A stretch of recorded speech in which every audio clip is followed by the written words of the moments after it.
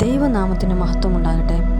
പ്രിയ സഹോദരങ്ങളെ, വിശുദ്ധ കുർബാനയിൽ വൈദികൻ്റെ കയ്യിൽ നിന്ന് ഈശോയുടെ തിരുശരീരം സ്വീകരിച്ച് നിങ്ങളുടെ പള്ളി ബെഞ്ചിലേക്ക് തിരികെ നടന്നു വരുന്ന ആ സമയം ഒന്ന് മനസ്സിലേക്ക് കൊണ്ടുവരിക. ആ സമയത്ത് നിങ്ങൾ ഒറ്റയ്ക്കല്ല. ലോകത്തിൻ്റെ മുഴുവൻ സൃഷ്ടാവായ ജീവിക്കുന്ന യേശുക്രിസ്തുവാണ് നിങ്ങളുടെ ഉള്ളിലിരുന്ന നിങ്ങളോടൊപ്പം ആ ബെഞ്ചിലേക്ക് വരുന്നത്. നിങ്ങളൊന്ന് ചിന്തിച്ചു നോക്കൂ. ലോകത്തിലെ ഏറ്റവും വലിയ രാജാവ്, സകല അധികാരങ്ങളുമുള്ള ഒരു വ്യക്തി നിങ്ങളുടെ വീട്ടിലേക്ക് അതിഥിയായി വരികയാണ്. അദ്ദേഹം നിങ്ങളുടെ സ്വീകരണ മുറിയിൽ വന്നിരിക്കുമ്പോൾ നിങ്ങൾ എന്ത് ചെയ്തോ അദ്ദേഹത്തോട് സംസാരിക്കുന്നതിന് പകരം നിങ്ങൾ നിങ്ങളുടെ മൊബൈൽ ഫോൺ എടുത്ത് നോക്കാൻ തുടങ്ങി. അല്ലെങ്കിൽ നിങ്ങൾ മറ്റൊരു ജോലിയിലേക്ക് പ്രവേശിച്ചു എന്ന് കരുതുക. അപ്പോൾ ആ രാജാവിന് എന്തു തോന്നും? എത്ര വലിയ അപമാനമാണ്! അപ്പോൾ നിങ്ങൾ കരുതും ഒരിക്കലും നിങ്ങൾ അങ്ങനെ ചെയ്യില്ല എന്ന്. എന്നാൽ പ്രിയപ്പെട്ടവരെ, വളരെ വേദനയോടെ സ്വർഗം വെളിപ്പെടുത്തുന്ന ഒരു സത്യം ഞാൻ നിങ്ങളോട് പറയട്ടെ. ലോകത്തിലെ സകല രാജാക്കന്മാരുടെയും രാജാവായ ഈശോ നിങ്ങളുടെ ഹൃദയത്തിലേക്ക് വരുന്ന വിശുദ്ധ കുർബാനയുടെ സമയത്ത് ഭൂരിഭാഗം വിശ്വാസികളും ചെയ്യുന്നത് ഇതേ തെറ്റാണ്. ഈശോ നിങ്ങളുടെ ഉള്ളിൽ വസിക്കുന്ന ആ വിലപ്പെട്ട സമയത്ത് നിങ്ങളറിയാതെ ചില കാര്യങ്ങൾ പ്രവർത്തിക്കുകയും ചെയ്യാറുണ്ട്. അങ്ങനെ ചെയ്യുമ്പോൾ നിങ്ങൾക്ക് ലഭിച്ച ആ വലിയ സ്വർഗീയ കൃപകൾ ചോർന്നു പോവുകയാണ്. ഇന്ന് നമ്മൾ ചിന്തിക്കുന്നത് കുർബാന സ്വീകരിച്ചതിനു ശേഷമുള്ള ആ വിലപ്പെട്ട സമയങ്ങളിൽ നിങ്ങൾ ഒരിക്കലും ചെയ്യാൻ പാടില്ലാത്ത പ്രവൃത്തികളെക്കുറിച്ചാണ്. ഇത് കേട്ട് കഴിയുമ്പോൾ നിങ്ങളുടെ കുർബാന സ്വീകരണം എന്നേക്കുമായി മാറിമറിയും. വീഡിയോ മുഴുവനായി കാണുക. എന്തുകൊണ്ടാണ് കുർബാന സ്വീകരിച്ചതിന് ശേഷമുള്ള ആ 10 മിനിറ്റിന് ഇത്രയധികം പ്രാധാന്യം നൽകുന്നത് എന്ന് നാം മനസ്സിലാക്കണം. നമ്മൾ വിശുദ്ധ തിരുവോസ്തി സ്വീകരിക്കുമ്പോൾ ആ അപ്പത്തിൻ്റെ രൂപം നമ്മുടെ ശരീരത്തിൽ അലിഞ്ഞു തീരാൻ 10 മിനിറ്റ് മുതൽ 15 മിനിറ്റ് വരെ ആവശ്യമുണ്ട്. ഇതിൻ്റെ അർത്ഥം എന്താണെന്ന് നിങ്ങൾക്കറിയാമോ? ആ 10 മിനിറ്റ് നേരം ജീവിക്കുന്ന യേശുക്രിസ്തു അവിടുത്തെ പൂർണ്ണമായ സാന്നിധ്യത്തോടെ നിങ്ങളുടെ ഉള്ളിൽ വസിക്കുകയാണ്. അത് വെറുമൊരു പ്രതീകമല്ല. ഈ 10 മിനിറ്റ് നേരം ഈശോ നിങ്ങളുടെ ശരീരത്തിൽ ജീവനോടെയുണ്ട്. കുർബാന സ്വീകരിച്ചതിന് ശേഷമുള്ള ആ നിമിഷങ്ങളിലാണ് നിങ്ങളുടെ ആത്മാവിൻ്റെ വാതിൽ സ്വർഗത്തിന് മുമ്പിൽ ഏറ്റവും കൂടുതൽ തുറക്കപ്പെട്ടിരിക്കുന്നത്. സാധാരണഗതിയിൽ ദൈവ സാന്നിധ്യം അനുഭവിക്കാൻ നാം ഒരുപാട് പ്രാർത്ഥിക്കുകയും ഉപവസിക്കുകയും ഒക്കെ വേണം.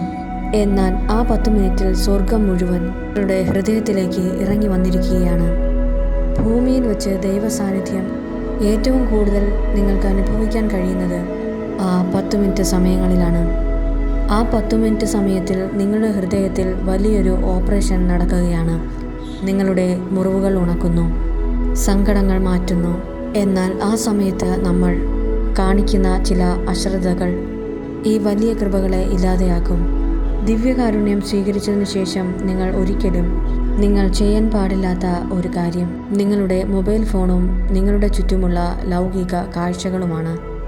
പലരും കുർബാന സ്വീകരിച്ച് ബെഞ്ചിൽ വന്നിരുന്നാൽ ചുറ്റും നോക്കാനായി ശ്രമിക്കും, അല്ലെങ്കിൽ മൊബൈൽ ഫോൺ എടുക്കും. അങ്ങനെ ഒരിക്കലും ചെയ്യാൻ പാടില്ല. ആ വിലപ്പെട്ട സമയങ്ങളിൽ നിന്റെ ശരീരത്തിൽ യേശു ജീവനോടെ ഉണ്ട് എന്നുള്ള സത്യം നീ തിരിച്ചറിയുക. സഹോദരങ്ങളെ, നിങ്ങളുടെ ശ്രദ്ധ എന്ന് പറയുന്നത് ഒരു വലിയ സമ്പത്താണ്. ഒരു മനുഷ്യൻ്റെ ശ്രദ്ധ പൂർണ്ണമായും ഒരേ സമയം 2 കാര്യങ്ങൾ കേന്ദ്രീകരിക്കാൻ കഴിയില്ല. സ്വർഗത്തിലെ രാജാവ് നിങ്ങളുടെ ഉള്ളിൽ ഇരുന്ന് നിങ്ങളോട് സംസാരിക്കാൻ ശ്രമിക്കുമ്പോൾ നിങ്ങളുടെ സ്വന്തം കണ്ണുകൾ കൊണ്ട് നിങ്ങൾ പുറത്തുള്ള കാഴ്ചകൾ കണ്ട് രസിക്കുകയാണ്.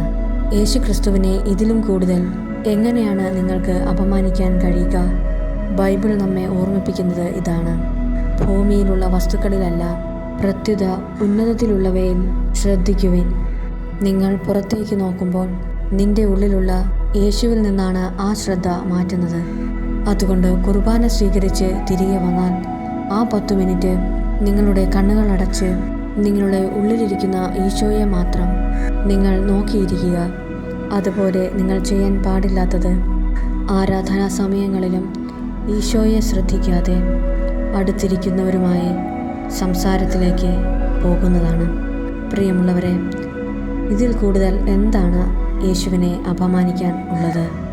ഈ വിലപ്പെട്ട സമയങ്ങളിൽ ഈശോയുമായി നിന്റെ സ്വകാര്യമായ സംഭാഷണത്തിൻ്റെ സമയമാണ്. ഈ സമയങ്ങൾ വെറുതെ പാഴാക്കി കളയരുത്. എന്തുകൊണ്ട് ഈശോയുമായി സംസാരിക്കാൻ നിങ്ങൾ മറന്നു പോകുന്നു? എന്തുകൊണ്ടാണ് നമ്മുടെ പ്രാർത്ഥനയ്ക്ക് ഉത്തരം ലഭിക്കാത്തത്? ഇങ്ങനെയുള്ള ചില പ്രവൃത്തികൾ നാം ചെയ്യുന്നതിലൂടെയാണ്. ഈശോ നമ്മളോട് സംസാരിക്കാൻ വരുന്ന സമയങ്ങളിൽ നാം മറ്റുള്ളവരുമായി സംസാരിച്ച് അല്ലെങ്കിൽ മറ്റ് ശ്രദ്ധകളിൽ വീണു പോകുന്നു. അതുകൊണ്ടാണ് നമ്മുടെ പ്രാർത്ഥനയ്ക്ക് ഉത്തരം ലഭിക്കാത്തത് എന്നുള്ള കാര്യം നിങ്ങൾ മറന്നു പോകരുത്. സ്വർഗം തരുന്ന ആ വലിയ അനുഗ്രഹങ്ങൾ പാഴായി പോകുന്നത് നമ്മുടെ ചെറിയ ശ്രദ്ധക്കുറവിലൂടെയാണ്. വാക്കുകൾ ഏറുമ്പോൾ തെറ്റുകൾ വർദ്ധിക്കുന്നു. വാക്കുകളെ നിയന്ത്രിക്കുന്നവൻ വീണ്ടും വിചാരമുണ്ട്. ആ വിലപ്പെട്ട സമയങ്ങളിൽ ദൈവത്തോട് സംസാരിക്കുന്ന സമയമാണ്. ഇനിയും തെറ്റുകൾ ആവർത്തിക്കാതെ വിലപ്പെട്ട സമയങ്ങൾ തക്കത്തിൽ ഉപയോഗിക്കൂ. ഈശോ നിങ്ങളുടെ ഉള്ളിൽ വരുന്നത് നിങ്ങളുടെ പ്രശ്നങ്ങളെ മാറ്റി നിങ്ങളുടെ ജീവിതത്തിൽ സമാധാനം നൽകാൻ വേണ്ടിയാണ്. ഈ സമയം നിങ്ങൾ പാഴാക്കി കളയരുത്. നിങ്ങളുടെ സകല ഭാരങ്ങളും ഈശോയുടെ കാൽക്കൽ വെച്ച് നാളത്തെക്കുറിച്ച് ഓർത്ത് നിങ്ങൾ വ്യാകുലപ്പെടേണ്ട.